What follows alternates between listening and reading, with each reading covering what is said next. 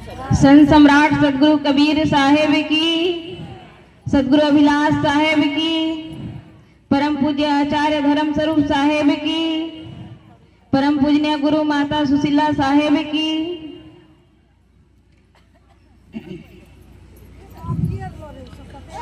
कबीर नामं परमं पुनीतं युगे युगे स्वामी हरन्ति दुःखं दातार मुक्तं पुरुषं पुराणं चरणारविन्दं सततं नमामि, चरणारविन्दं सततं नमामि। मेरे मन मंदिर में विराजमान परम पूज्य प्रातः स्मरणीय गुरु माँ, इस कार्यक्रम के आयोजक परम पूज्य अभय साहेब जी,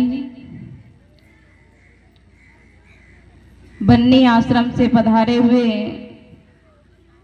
परम श्रद्धेय महामंडलेश्वर रघुनंदन साहेब जी, बनारस से पधारे हुए परम पूज्य प्रेम साहेब जी,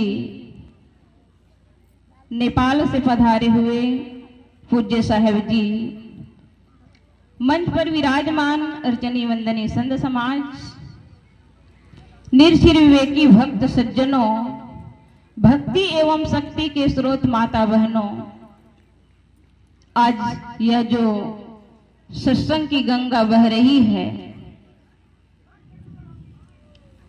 ये सत्संग की गंगा में गोता लगाने वाले सभी श्रद्धालुओं को इस सत्संग से सदगुरु कबीर साहब के विचारों का, उनके जीवन का हम सबको अपने जीवन में आचरित करना चाहिए। संत सम्राट सदगुरु कबीर साहब कौन थे? क्या वह राजा के घर में पले हुए थे? क्या वो राजकुमार थे? व्यक्ति जाति से महान नहीं बल्कि कर्म से महान होता है। एक गरीब जुलाहे के घर में पलने वाले बच्चे, जिनको आज पूरे विश्व में ऐसे संत सम्राट सदगुरु कबीर साहब के जैसे कोई संत नहीं हुए। सदगुरु कबीर साहब के लिए कहा जाता है संत शिरोमणि सदगुरु कबीर साहब। शिरोमणि क्यों कहते हैं? शिरोमणि का मतलब होता है सिर पर जो ताज होता है, और ये सिर पर ताज किसका होता है? सिर पर ताज राजाओं के होते हैं, लेकिन सदगुरु कबीर साहब राजा नहीं थे, फिर उनके लिए संत शिरोमणि क्यों कहा जाता है? सदगुरु कबीर साहब का जो विचार था, सभी संतों महापुरुषों में श्रेष्ठ थे। वो राजाओं के जो राजा होते हैं उसको क्या कहते हैं? महाराजा। ऐसे ही संत सम्राट सदगुरु कबीर साहब संतों में महान थे, इसलिए उनको क्या कहा जाता है? शिरोमणि। तो ऐसे संत सम्राट सदगुरु कबीर साहब के विचारों में चलने वाले आज हमारे इस मंच में सभी संत हैं। हम केवल कहते ना रहे बल्कि जीवन में आचरित करें। धर्म के नाम पर जो भटकाव देखते हैं, एक सामान्य जनता नहीं कर सकते। भेष बदलकर रावण भी सीता का हरण किया। आज भेष को बदल तो लेते हैं लोग, बड़े बड़े संत बाबा कहलाते हैं, लेकिन संत की रहनी न होने से आज समाज में दूषित वातावरण हो रहा है। सदगुरु कबीर साहब आम जनता को क्या सिखाए, आज उन्हीं के छत्र छाया में रहकर सदगुरु कबीर साहब को समझने के लिए हमारे संत को ही चाहिए। संत कहते हैं कि सदगुरु कबीर साहब कहां से आए? आकाश से आए। सदगुरु कबीर साहब आकाश से नहीं, बल्कि ये जो माताएं दिख रही है, इन्हीं के जैसे उनकी भी मां रही और जिनको 9 महीना कोख में रख करके उनको जन्म दी। इस बात से लोगों को दुख भी हो सकता है, क्योंकि उनको एक चमत्कारिक जोड़ दिया गया। गगन मंडल से उतरे ताकर नाम कबीर। गगन मंडल से उतरने वाला सदगुरु कबीर साहब है, लेकिन सदगुरु कबीर साहब गगन मंडल से नहीं बल्कि एक मां के गर्भ से जन्म लिए और वे अपने कर्मों से ऐसे महान हुए। जिस समय सदगुरु कबीर साहब के जन्म हुआ उस समय जातिवाद का बड़ा बोलबाला था। लोग चमत्कार को नमस्कार करते थे। उस समय डंके के चोट पे पंडितों को ललकारते थे। ऐसे महान पुरुष भी के छत्र छाया में रह करके भी सदगुरु कबीर साहब को नहीं पहचान पाते हैं। सदगुरु कबीर साहब जीवन भर अंधविश्वास चमत्कार को श्रेय नहीं दिया और आज उन्हीं के नाम से ये चमत्कार जोड़ा जाता है। ये कितनी दुख की बात है। सदगुरु कबीर साहब मानव को मानव के रूप में देखने को कहा है।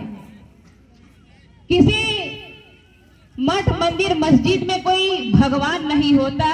भगवान कहाँ होता है? भगवान होता है घट घट में। कण कण में भगवान नहीं बल्कि घट घट में भगवान है। चाहे वह चींटी हो, मच्छर हो, हाथी, घोड़ा, बिल्ली, जो भी प्राणी है, उन सभी के प्राणी के भीतर में बसने वाला वह आत्मा राम है। लेकिन आज बड़ी दुख की बात है कि कुंभ मेला के नाम से लोग जा रहे हैं पाप काटने, और पाप काटने क्या, कितने लोग वहीं से लौट भी नहीं आए। फिर भी लोगों की इतनी अज्ञानता है। कितने लोग इस दुनिया से चले गए उस भीड़ के दबाव में, फिर भी लोग अभी भी जा रहे हैं। हमारी माताएं अधिकतम भावुकता में आती हैं। वो लोग चाहती है कि हमारे घर के सुरक्षा के लिए थोड़ा उपवास कर ले, पूजा कर ले, पाठ कर ले, हवन तर्पण कर ले, और इसके बदले में हमारे पूरे परिवार सुरक्षित रहे। माताओं से निवेदन है, आप दिन रात उपवास कर लीजिए। एक महीना में अगर 5 दिन अगर भोजन करते हैं और 25 दिन अगर नहीं खाएंगे, फिर भी से आपके परिवार में कोई सुरक्षा करने वाला नहीं होगा। और जितने भी उपवास करना है, क्या माताओं को ही है? ऐसे कौन सा वेद है, कौन सा शास्त्र है जिसमें ये कहा गया है कि केवल माताएं ही उपवास करें? हमारे पुरुष भाई लोग नहीं करते हैं। कभी किसी पुरुष भाई को देखे हैं जो अपने पत्नी के लंबी आयु के लिए उपवास करे, अपने पुत्र के लिए उपवास करे? कोई नहीं करते हैं। ये माताएं कितना भी उपवास करेगी, फिर भी से किसी के 1 सेकंड आयु बढ़ा नहीं सकती है। प्रकृति से हम सबको वरदान स्वरूप जो मिला है, जो हमको अवधि मिला है, जो समय मिला है, जो टाइम मिला है, उसी के आधार पे हमको जीना होता है। इसलिए जितने जल्दी हो सके हम बाहर की दुनिया से लौटकर भीतर की दुनिया में प्रवेश करें और हम जीवन भर केवल पुत्र परिवार को अपना मानकर उन्हीं के लिए दिन रात मेहनत करते हैं और इस दुनिया से जाते हैं तो कोई अपना साथ नहीं जाता है। हम सबके अंदर वह घाव है, मोह और माया का घाव है। उस घाव को मिटाए। जितना गहरा घाव होगा उतना ही पीड़ा होता है। इसलिए उस पीड़ा को मिटाने के लिए हम सबको अपने अंदर की अंतरात्मा को पहचानना होगा, क्योंकि सूखा हुआ घाव अगर चोट लग जाए जिस शरीर पर तो सूखा घाव पे चोट नहीं लगता है, दर्द नहीं होता है, लेकिन जितना गीला घाव होगा उतना ही दर्द होता है। मेरे कहने का मतलब है कि हम जितना भी मोह माया करते हैं उन सब से आप मुक्त होते जाइए।